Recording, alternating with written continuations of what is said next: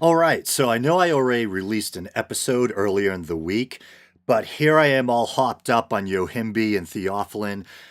I just finished watching an episode of the Rubin Report, and I'm champing at the bit to respond to it. Champing, not chomping, right? So Dave's guests were Michael Shermer of Skeptic Magazine and conservative radio host Dennis Prager. The subject of the discussion was God and morality. Now, you may recall that not all that long ago, I released an episode in response to a video Dennis Prager had made for his Prager U channel that pretty much dealt with the same subject matter. Maybe I'll post a link down in the Christ box below, little nod to Creationist Cat, or maybe I won't, depends on how lazy I feel after finishing this. Now, for the sake of brevity, I will be editing the original video down quite a bit, and I'll be releasing my response in several parts. I'm sure you guys have no interest in listening to me comment on a video that's well over an hour long in its entirety, but hopefully you'll agree that I've edited it in a fair and honest way that doesn't misrepresent any of the parties involved. And in full disclosure, if you're new to the show, I'm a skeptic, a non-believer, an agnostic atheist, if you will, just so you know where I'm coming from. But let's get this show on the road. But ironically, and I do write about this elsewhere, you could, again, on the internet, how I found God at Columbia. The truth is, will sound odd, but the biggest single factor in moving me to believe in God has been the secular foolishness that has permeated our society. I was taught at Columbia, as a prestigious place, by very bright, secular, often non-believers, and I was taught mostly nonsense. And I remember I went crazy thinking, why is there so much nonsense being taught at an Ivy League university by bright people? Then a phrase from the Bible came into my brain in Hebrew, and it's very well known to people who've studied the Bible. You will know the phrase certainly, and that is, wisdom begins with fear of God. Okay, so a lot to unpack there, as Sam Harris is wont to say.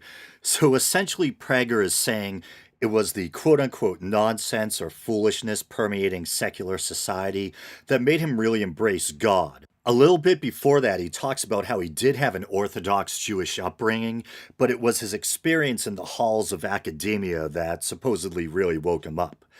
Well, I guess firstly, I found his statement regarding secular foolishness to be a little vague. I wish he was more specific about just what it was that his professors were saying that he took issue with. Don't think they had safe spaces and trigger warnings back then, so it must have been something else. Kidding, put down the pitchforks. I do wish he had been a bit more specific, though. But then he goes on to quote the Bible, saying wisdom begins with fear of God, and recounts how it occurred to him, no God, no wisdom. And I definitely have some issues with that statement or sentiment. And just to let you know, what I'm really focusing on with these clips are the parts of the talk or dialogue that I took issue with. All in all, I found the conversation as a whole to be really valuable and thought provoking, and it's worth checking out in its entirety on the Rubin Report YouTube channel. So, wisdom begins with fear of God. I think, in a weird sense, there may be some truth in that statement, although you can also argue that delusion and superstition might begin with fear of God. But I think the argument that he's trying to make is that fear of a higher power can make people behave morally. Maybe that people are more apt to behave themselves and do good if they think there's some cosmic price they'll have to pay for their transgressions. And I think there is probably some truth to that, but at the same time, I think it's a bit of a sweeping generalization. As Prager himself concedes near the end of the conversation, there's also a lot of people who do evil in the name of God, religious extremists, terrorists, etc. And to his credit, I've also heard him state or admit repeatedly that you don't need to believe in God to do good or to be good, that there's a lot of good and caring non believers out there.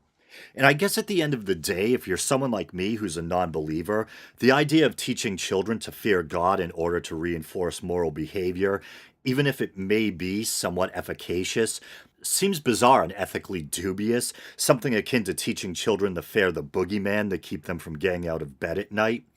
I guess if you actually believe in the God of the Bible, it might make a certain sense because if in your mind a God willing to punish moral transgressions in the afterlife really exists, then it makes sense to want to keep your kids on the straight and narrow so they don't burn for all eternity.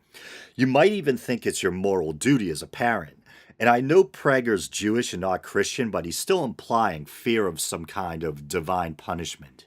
Speaking for myself as a non believer who had a Catholic upbringing, I think being taught such things probably did more harm than good. In my opinion, teaching children that they're constantly being watched by some celestial voyeur, or that if they don't behave, they might end up burning in hell, I think that can be quite damaging. I know I'm not the only atheist out there who still, even though I no longer believe, harbors a small little superstitious fear of hell. I think that's how powerful childhood indoctrination can be, that it can instill in you lasting fears and neuroses that contradict sober reason. And I've noticed with myself personally that as an adult, having long left literal belief in any religion behind me, I seem to become more morally aware as I get older. I'm not saying that I think parting ways with religion has necessarily made me more moral, but that religion isn't necessary for morality. And it's being aware of and embracing concepts like empathy and compassion that really seem to bring out the best in me, not a superstitious fear of God. And I don't think that fear of God is necessarily enough to keep people from transgressing anyway. At the risk of my own pride, I'm tempted to recount a childhood anecdote.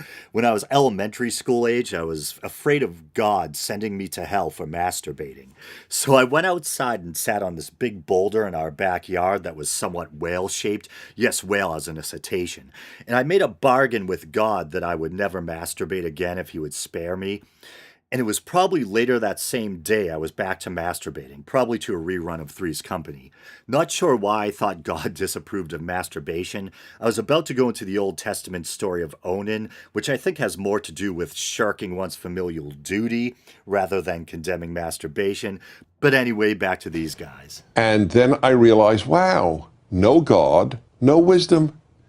And that has permeated my life. In other words, it is the anti-God crowd that has made me realize how important God is. It's not, God didn't appear to me, the religious have not convinced me. The irreligious have convinced me of the centrality of God to the world. So that's interesting. You didn't have the burning bush moment. I had the opposite. I had a frozen bush. Yeah. Yes, yes. And I even went door to door, because if you're an evangelical, by definition, you're supposed to evangelize. That's what you do. So, Amway with Bibles. Yeah. I did it, and I liked doing it. And then when I became, when I kind of gave that up, I wasn't really a militant atheist, because again, that wasn't really a thing in the late 70s and early 80s when I sort of dropped my religious beliefs. And and so that brings us to this point that atheism isn't really a thing to be. It's just a lack of belief, full stop. So what do you believe? Science and reason and civil liberties and civil rights and equal treatment under the law, all these kind of Enlightenment values that we might call Enlightenment humanism or whatever, classical liberalism. Those are the things I believe in. I don't believe in atheism because it isn't a worldview. It's just, Sure. I don't believe in God, full stop. Now what? So then it becomes, okay, so are those values that you believe in, equal treatment under the law, women's rights, gay rights, civil liberties, right and wrong, is murder wrong? And so, yes, I believe they're real, and you believe they're real. So the question then is, well, what's the source? Right, and that basically brings us to you. Before that, you doing this video. Yeah. Yes, I have a question for you, and it's not a trick, nothing. I'm very curious. And I say I think you've heard my show on a few occasions. Yeah, and yes. I think he's been a guest on your show. Yes, absolutely. I listen to your show. No. Why not? I mean, why not listen to me, and why not have you on my show? Okay. So I now say, and I've written on this, the question I most want an answer to, or most curious to get an answer to from an atheist: do you hope you're right, or do you hope you're wrong? I don't really hope. I just sort of go along and just try to lead a good life. And Right, I'm not but hoping for anything really. I mean, if it turned out there's a God, yes, would you be happy? I mean, look, there are undoubtedly people you love in your life. So if there is a God and the traditional belief there's an afterlife, you would reconnect sure, with them. I would be glad about that, of Right. course. Okay, that's all. Okay. So I actually love this question. It might sound like a gotcha question to some, but I like questions that get me to examine my beliefs. So when I was a kid, a teenager or whatever, and I really started wrestling with the idea there might not be a God or an afterlife, I found the proposition absolutely terrifying. The idea that my consciousness and that of everyone I cared about would just be snuffed out or extinguished upon bodily death. I mean, that was the stuff of nightmares to me. I could think of nothing worse. But nevertheless, probably due to the dearth of evidence for things like a specific God or an afterlife, that was where my reason led me. The idea of living forever seemed like an impossible dream. There was nothing I wanted more. It wasn't until later, after I really had wrestled with these existential issues for so long, that I just eventually became kind of a nerd to the idea of my own death. The idea of my loved ones dying is much more disturbing to me than the idea of me ceasing to be. So at this point where I have become kind of a nerd to the idea of my own death, would I still be happy if I died and was proven wrong? Well, I guess it would depend on the context. Am I in heaven, hell? Is the afterlife an enjoyable place? If I was in some idealized form and the afterlife was like the perfect summer vacation with a really good buzz on, then yeah, okay, I'd probably be pretty damn happy I was wrong. And I know I'm probably sounding a little glib with the picture I'm painting of the afterlife, even if it was something really transcendent that we can't really wrap our mortal minds around now, some other deeper reality where you commune with the creator or whatever. Yeah, I think that would be pretty cool. Although, and I think these guys will talk about it in a bit, there is the problem of how do you deal with an eternal existence? Would you eventually go insane or become excruciatingly bored? It's something I've referred to in the past as the horror of eternity. The only workaround I can think of is if there's some kind of safety mechanism that kind of kept you eternally in the present, or at least kept you from ever getting bored. And it's funny, I think many people tend to be so disturbed by their own mortality or the idea of their own non existence that they don't stop to consider the problems posed by the opposite situation, being caught in an eternal existence. I mean, what do you do after the first million years? Recreate your tune or start a new game plus? I don't know.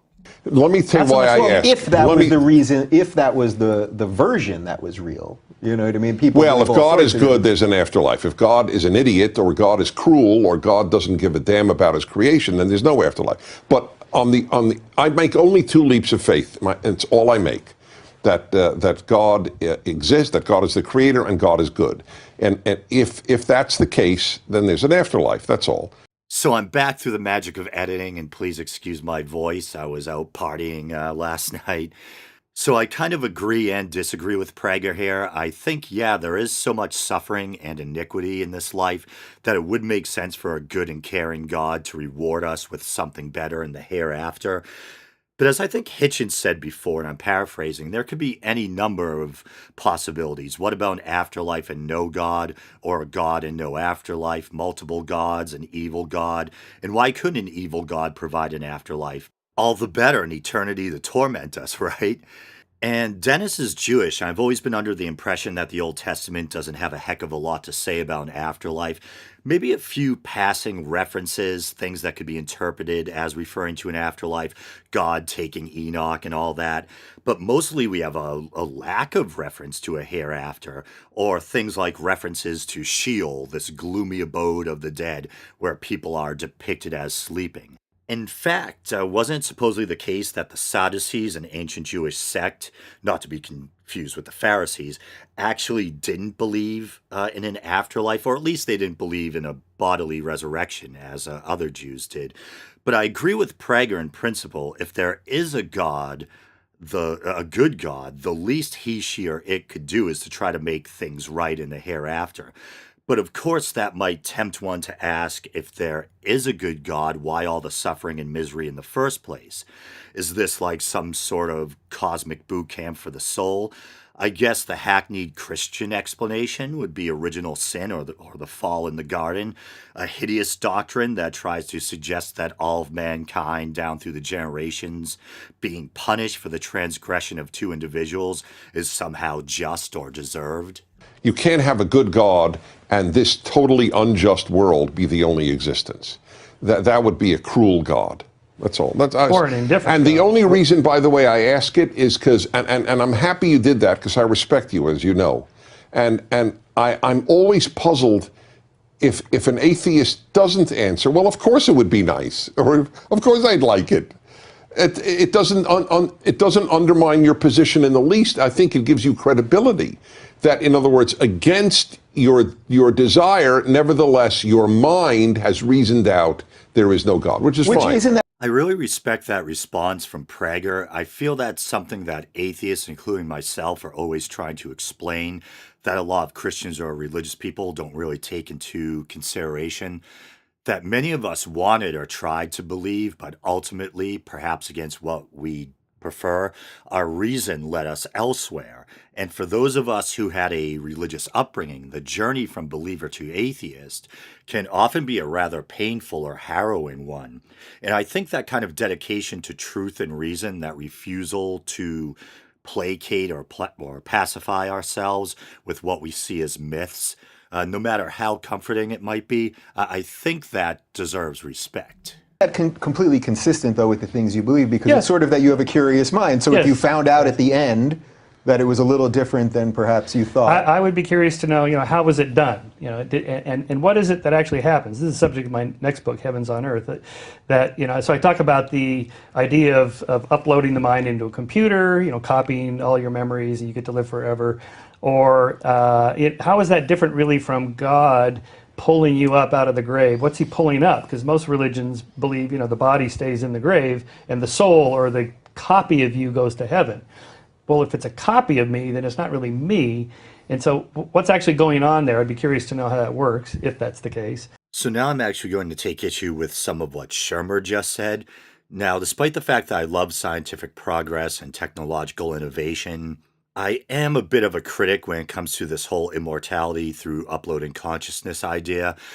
Because, and I agree with Shermer here, I think because of a break in continuity, it would just be a copy or a simulation. It wouldn't be the original you. I still think we should try it, don't get me wrong. I just don't think we should delude ourselves into thinking it's true immortality.